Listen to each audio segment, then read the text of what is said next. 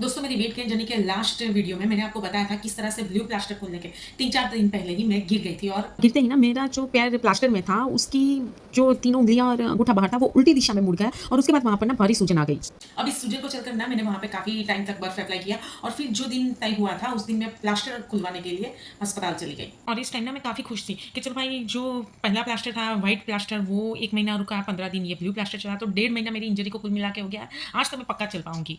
अब जब प्लास्टर खोलने के बाद मुझे बोला गया कि आप अपने पैरों पे खड़े होकर चलिए, तो इस बार ना मेरा एक्सपीरियंस काफ़ी अलग था वो पहले वाले प्लास्टर के बाद के एक्सपीरियंस से। क्या हुआ कि मैं अपने पैरों पे खड़ी तो हो पा रही थी, पर मैं ना चल नहीं पा रही थी। मुझे दर्द हो रहा था ना कि फ्रैक्चर वाली साइड पे, बल्कि मुझे दर्द हो रहा था अंगूठा और जो 2 उंगलियां थी उस तरफ मुझे ज़्यादा दर्द हो रहा था। और इस टाइम पर ना बहुत भारी सूजन भी थी, जो देखकर डॉक्टर खुद डर गए और उन्होंने बोला सबसे पहले तो आप ना एक्सरे करवा लो। अब एक्सरे तो डॉक्टर को ठीक ही लगा और उन्होंने ये भी बोला कि एक्सरे में तो काफ़ी हद तक कैलस बना हुआ दिख रहा है। तो हमको याद आया कि मैं गिर गई थी। हमने डॉक्टर को बताया, उन्होंने बोला कि नहीं, आपके गिरने की और कोई नई इंजरी अंगूठा या अगली 2 उंगलियों के आसपास नहीं दिख रही है। तो फिर उन्होंने हमें बोला कि आप ना अब ये बूट खरीद लो और इसको पहन के आप चलने की कोशिश करते रहो, क्योंकि सूजन तो आपकी बहुत डरावनी है, जो होनी ही नहीं चाहिए थी। पर फिर भी एक्सरे काफ़ी अच्छा दिख रहा है, तो हमें अभी भी आश है कि इसको बिना ऑपरेट ठीक हो ही जाएगा और कम से कम 6 महीने तक हम वेट करेंगे। और इस पिक्चर में ना आप क्लियरली 2 फुट के बीच का अंतर देख सकते हो कि नॉर्मल वाला फुट कितना अलग है और जो इंजर्ड फुट है वो कितना हद तक सूजा हुआ है। अब डॉक्टर के साथ मैंने ज़्यादा बहस नहीं की, मैं पहुंची सीधा घर और फिर से मैंने शुरू किया गूगल पे रिसर्च। तब मुझे समझ में आया कि ये ना टर्फ टो की इंजरी कहलाती है,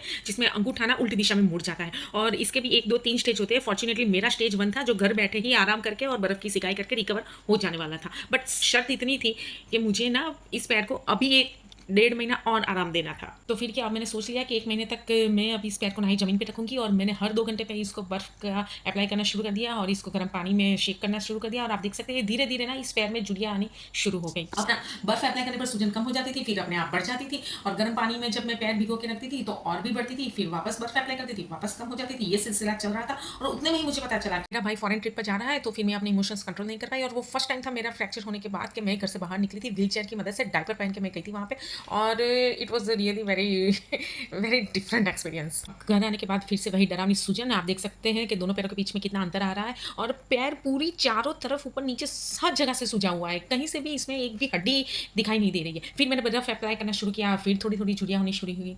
ऐसे-ऐसे करके जैसे-तैसे करके रोज़ ना रोज़ मैं अपने पैर को अच्छे से आइस पैक दे रही हूँ, अच्छे से गर्म शेक दे रही हूँ और बिल्कुल भी उसको यूटिलाइज़ नहीं कर रही हूँ ताकि वो बहुत जल्दी ठीक हो जाए। और ऐसे-तैसे करते-करते ना आखिर वो दिन आ ही गया जब मुझे फिर से डॉक्टर को दिखाने जाना था। अब इस बार ना डॉक्टर ने मेरा एक्सरे देख के बताया कि तुम काफ़ी अच्छी प्रोग्रेस कर रही हो। अब ना तुम अपने पैरों को मालिश करना शुरू करो बहुत ही हल्के हाथों से और धीरे-धीरे ना टैप करना शुरू करो। लेकिन ना मेरे दोनों पैरों का जो कलर डिफरेंस आ रहा था वो देख के उन्होंने मुझे बताया कि तुम्हें सीआरपीएस सिंड्रोम हुआ है। इसका मतलब होता है कॉम्प्लेक्स रीजनल पेन सिंड्रोम, मतलब कि तुम नेगेटिव सोच रही हो कि मैं ठीक हो पाऊंगी कि नहीं, मैं फिर कभी चल पाऊंगी कि नहीं। और ये बात अब बिल्कुल सही थी, 100% सही थी ये बात। मैं ना जिस दिन से मुझे डर बैठ गया था रक्षाबंधन वाले दिन से कि अब मेरा क्या होगा, उस दिन से मैं डर ही रही थी कि मैं फिर कभी वापस चल पाऊंगी कि भी नहीं, मेरा पैर ठीक हो पाएगा भी नहीं। और ये बात उन्होंने अच्छे से समझी मेरे पैरों के जो कलर डिफरेंस आए उससे, और उन्होंने मुझे ना ओवर थिंकिंग मेरा कम हो जाए, नेगेटिव थिंकिंग मेरा कम हो जाए और मैं अच्छे से अपनी नींद पूरी करूँ, उसकी दवाई दी। अब धीरे-धीरे हालात बदलने लगे थे, मेरे पैर की जो सूजन थी वो कम हो रही थी, उसका जो कलर डिफरेंस था वो कम हो रहा था, उसमें डेड स्किन आनी शुरू हो गई थी, उसका जो नेचुरल कलर टोन और नेचुरल शेप है वो काफ़ी हद तक सुधार पे था। हर 2-3 दिन में नई डेड स्किन जाती थी, नई आती थी और फिर ना मैंने अब ना डाइट फ़ॉलो कर के भी पक चुकी थी, तो मैं भरपूर खाना खा रही थी और फिर आ गया मिड अक्टूबर।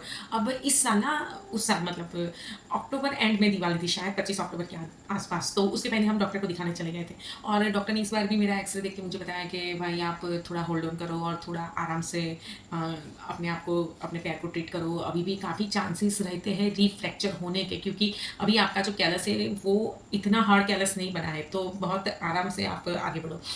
अब मैं खुश तो थी ही उनके स्टेटमेंट से, लेकिन फिर भी ना मुझे एक सॉलिड मोटिवेशन चाहिए था और इस चीज़ के लिए ना मुझे याद आ रही थी मेरे पहले वाले डॉक्टर की, जिनको मैंने सबसे पहले दिखाया था। तो पता नहीं क्यों मैं ना उसी दिन शाम को उनको भी फिर से दिखाने चली गई और वहाँ से मुझे जो मोटिवेशन मिला कि अब तो सब सही है, अभी तक आप बैठे क्यों हो, आप अभी तक वॉकर लेकर क्यों ऐसे अपने आप को ट्रीट कर रहे हो जैसे आप चल नहीं पा रहे हो। तो आप ना एक सॉल ले लो और उसको, जो स्लीपर्स आते हैं उसके अंदर अप्लाई करो या अपने शूज़ के अंदर अप्लाई करो और फिर आप चलना शुरू कर दो। सब सही ही जा रहा है, बस आपके दिमाग में बैठा है कि आप नहीं चल पा रहे हो। और उसके बाद मैंने जो पिकअप लिया है, आप सोच नहीं सकते। मेरा एक्स-रे काफ़ी अच्छा आया था। मेरे अंदर कोई गिल्ट नहीं बचा था। मुझे दोनों डॉक्टर से हरी झंडी मिल गई थी और ना अब सिर्फ़ मेरे हिस्से का काम बाकी रहा था और मेरी बॉडी भी अब मुझे पहले से काफ़ी ज़्यादा सपोर्ट कर रही थी। और 3 महीने बाद ना मैं पहली बार नहाई। मैंने हर तरह के सूज़ ले लिए, नहाने के, किचन के, नॉर्मली चलने के, लेकिन मेरे पैर में सूजन काफ़ी रहती थी अभी भी। और आखिर में आ गया वो दिवाली का दिन जब मैं पहली बार अपने पैरों पे खड़ी हुई। मैंने अच्छे से दिवाली पूजन एन्जॉय किया और उस दिन ना मेरी सीढ़ियाँ चढ़ने की भी प्रैक्टिस हुई पहली बार। अपना घर वापस आकर फिर से वही डरावनी सूजन, पूरे थाइज़ तक पैर सूज गया था। मैंने फिर से गर्म पानी का उसको सिकाई की, फिर से पैर थोड़ा बैक टू नॉर्मल हुआ। थ्रू आउट मेरी ये जर्नी जो रही है, उस दरमियान मैंने ये डॉक्टर रामेश्वर कुमार के ऑनलाइन वीडियोज़ बहुत देखे हैं, जहाँ से मुझे काफ़ी मोटिवेशन और काफ़ी मार्गदर्शन मिला और कांस्टेंट मिला। क्योंकि डॉक्टर के पास जब आप जाते हो ना, तो आपको 5-7 मिनट ही मिलते हैं, लेकिन फिर घर आकर आपको फिर से अगर रीबूस्ट होना है, तो उस टाइम पे मुझे ये वीडियो बहुत ही हेल्पफुल रहे।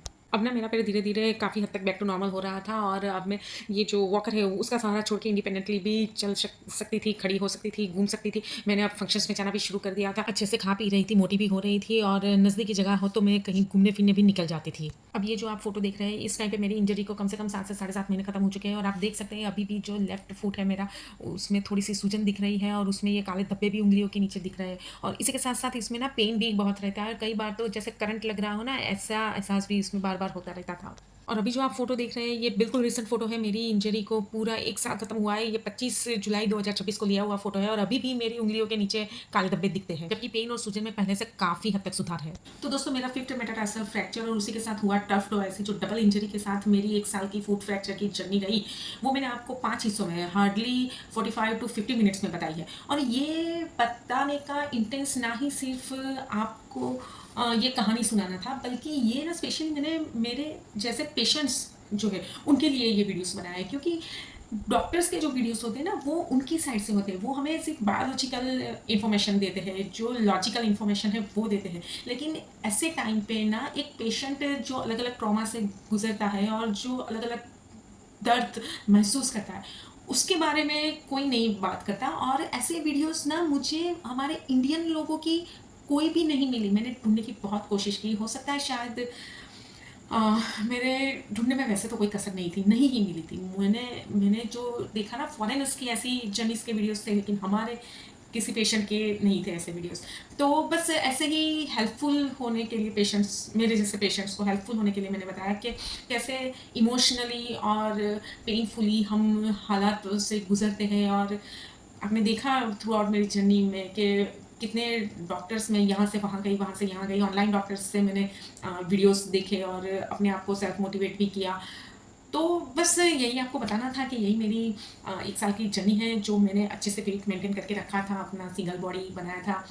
वो किस तरह से डबल हुआ अब तो आप जानते ही हैं। और इसमें भी एक और एडिशन है जो मैं आपको अगले वीडियो में बताऊँगी। तो दोस्तों, अगर आपको मेरी ये जर्नी पसंद आई है, ये मेरे वीडियोस पसंद आए, तो प्लीज़ मेरे इस वीडियोस को लाइक और शेयर कर दीजिए। जो ज़रूरतमंद लोग हैं, जो ऐसे ट्रॉमा से अभी गुज़र रहे हैं, जहाँ से मैं गुज़री हूँ, उनको आप शेयर कर दीजिए।